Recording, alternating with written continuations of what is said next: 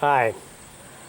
Well, what I got out at the range today is one of these little Ruger 5.57s. Model 57. Some people call it the 5.7. Chambered for this little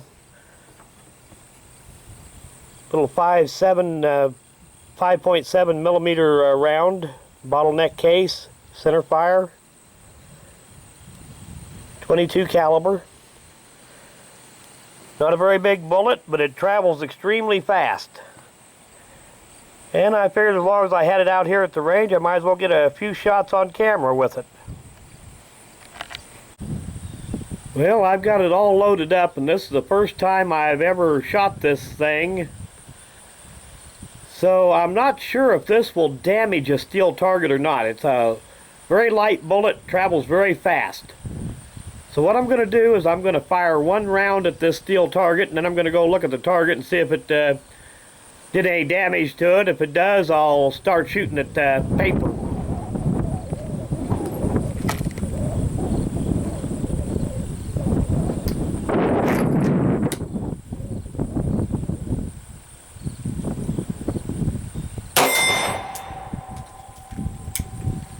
Okay, we'll gun on safe. And we'll go have a look at that target and see if it did anything to it. Well, I cannot tell which impact that was, so I'm going to say that it's not going to hurt the steel target any. I am not sure. I don't feel any serious dents anyplace, cratering or anything like that. So I'm going to say it's all right for a steel target. Something that I should point out, that steel target is AR 500, so it is a very tough target. If it was a mild steel target, this would have probably done some real damage. So anyway, we'll run a few more rounds through it. Another thing to keep in mind if you decide to get one of these is the magazines hold 20 rounds, but it is really tough to get 20 rounds in them. I did it for this demonstration, but I think normally I would probably run about 18 rounds in it and save a whole lot of wear and tear on your thumb during loading.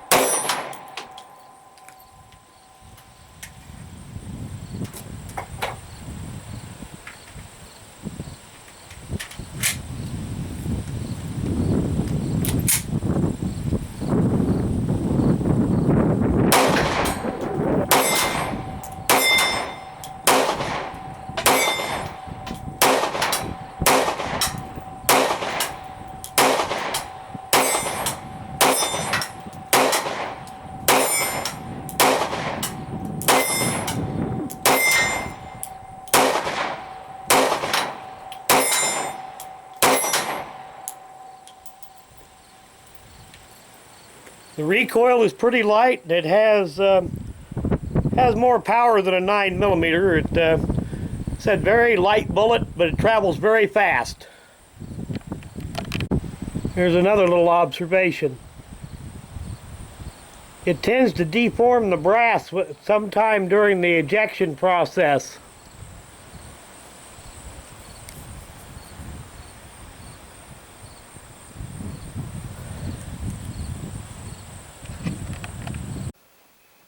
I did really think that this round might have a chance of scarring up the AR 500 steel targets. I was afraid it might do a little cratering in it, or I didn't figure it'd make a dent in it, but I was afraid that it might be fast enough to do a little cratering, but it didn't. And they were full metal jacket bullets, so it wasn't a soft point or anything. So it has a fair amount of speed, but really these don't have much more power than a 9mm. A little bit, but not much. Well, all in all, I think these Ruger 5.7s are a pretty good quality gun. Do have just a few criticisms of it. The magazines are a little difficult to load when you get down to the last of it. They are a 20-round magazine, and you can get 20 rounds into them. But those last 2 or 3 rounds, getting them in there is a real struggle. Now that may improve after it's had a little use and get a little wear on the spring maybe. Does have good sights. Fiber optic on the front. My other criticism of the thing is that it does suffer from kind of Glockitis on the balance. It's kind of top-heavy balance. Very light frame. Slide is heavier.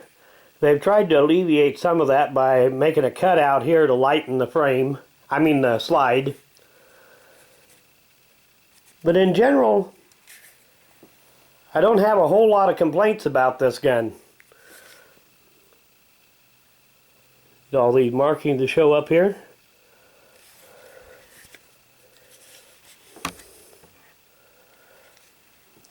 In general, I'm pretty pleased with it. Like I said, the balance is kind of top heavy. Some of that is offset once you get a loaded magazine in it. That adds a little heft to the butt of the gun. But anyway, I want to do an end of video shout out.